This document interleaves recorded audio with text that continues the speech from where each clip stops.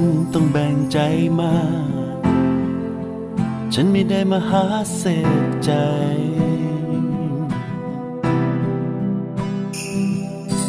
ไม่จำเป็นจะต้องมาคบแค่ให้ได้พบก็เป็นสุขใจ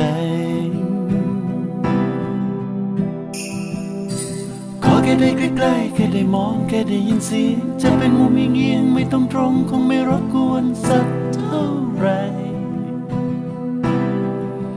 โอ้โหโอ้โห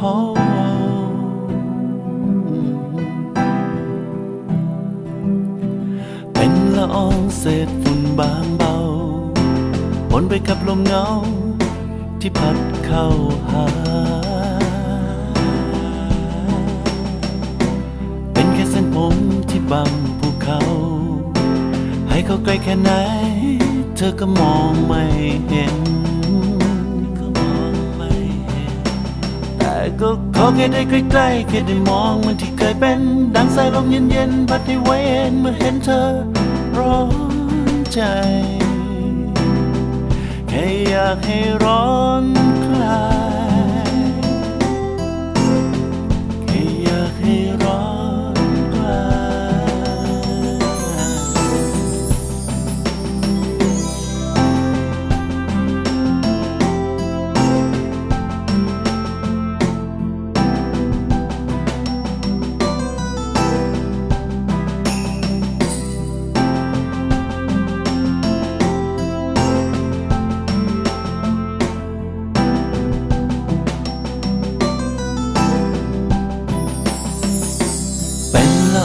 เศษฝุ่นบางเบาปนไปกับลมเงาที่พัดเข้าหาเป็นแค่เส้นผมที่บังภูเขาให้เขาใกล้แค่ไหนเธอก็มองไม่เห็นขอแค่ได้ใกล้ๆแค่ได้มองแค่ได้ยินเสียงจะเป็นมุมเงียงไม่ต้องตรงคงไม่รบกวนสักเท่าไรอยากจะขอแค่ได้ใกล้ๆแค่ได้มองเหมือนที่เคยเป็นดังสายลมเย็นๆพัดให้ไว้เองเมื่อเห็นเธอร้อนใจแค่อยากให้ร้อนคลายช่วยบรรเทาความทุกข์ให้ห่างหายให้ผ่านแล้วร้ายใกล้ห่างเธอแม้ฉันจะเป็น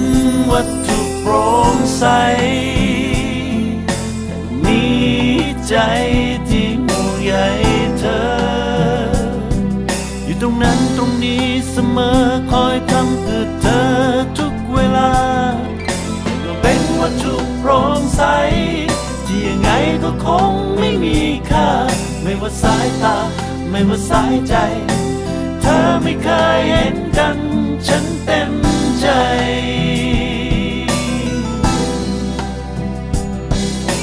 เป็นวัตถุโปร่งใสมีใจที่ห่วงใยเธออยู่ตรงนั้นตรงนี้เสมอคอยทำเพื่อเธอทุกเวลาแต่ก็เป็นวัตถุโปร่งใสที่ยังไงก็คงไม่มีค่าไม่ว่าสายตาไม่ว่าสายใจ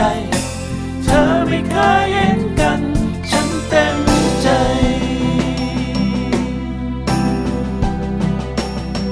ไม่ว่าสายตาไม่ว่าสายใจเธอไม่เคยเห็นกันฉันเต็มใจ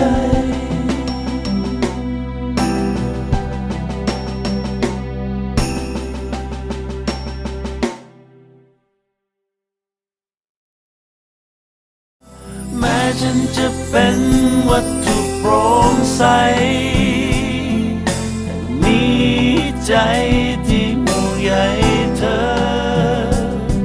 อยู่ตรงนั้นตรงนี้เสมอคอยทำเพื่อเธอ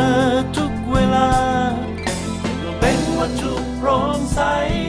ที่ยังไงก็คงไม่มีค่าไม่ว่าสายตาไม่ว่าสายใจ